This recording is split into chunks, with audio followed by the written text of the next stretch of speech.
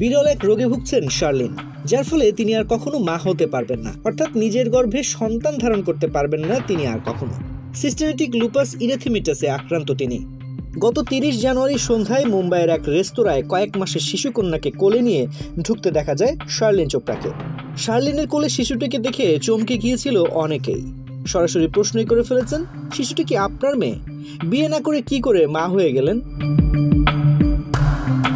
শার্লিনকে যখন প্রশ্ন করা হয় এই কন্যা সন্তানকে, শার্লিন একরত্তিতে আদর করে উত্তর দেন, 21 শতকে মা হওয়ার জন্য বিয়ে করার দরকার হয় নাকি?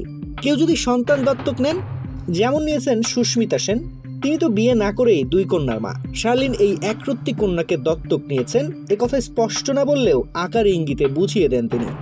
সঙ্গে জানান কন্যার বয়স কয়েক মাস মাত্র, আর মেয়ে ঘরে আসার খুশিতে খুব শীঘ্রই তিনি পার্টি দেবেন। শার্লিন এই একরত্তি কন্যাকে দত্তক নিয়েছেন এ কথা স্পষ্ট না করে বললেও আকার ইঙ্গিতে বুঝিয়ে দেন। শার্লিনের কন্যা সন্তান দত্তক নেওয়ার পেছনে অবশ্য কারণ রয়েছে। 2021 সালে তিনি অটোইমিউন ডিসঅর্ডারে শিকার হন, যার ফলে একটি কিডনি নষ্ট হয়ে যায়। চিকিৎসকেরা জানান তার পক্ষে সন্তান ধারণ সম্ভব নয়। তখন থেকেই নাকি মনে মনে সিদ্ধান্ত নেন শার্লিন সন্তান দত্তক নেবেন। 2025-এ সেই ইচ্ছে পূরণ হতে খুশি তিনি। মেয়ের সঙ্গে ছবি তুলে ভাগ করে নিয়েছেন সমাজ মাধ্যমে। লিখেছেন, ওর বয়স মাত্র কয়েক মাস, আপনারা সকলে আশীর্বাদ করুন যেন খুব ভালো মানুষ হয়। অনেককে কথা দিয়েছেন তিনি মা হওয়ার আনন্দে সকলকে নিয়ে উদযাপনের আয়োজন করবেন।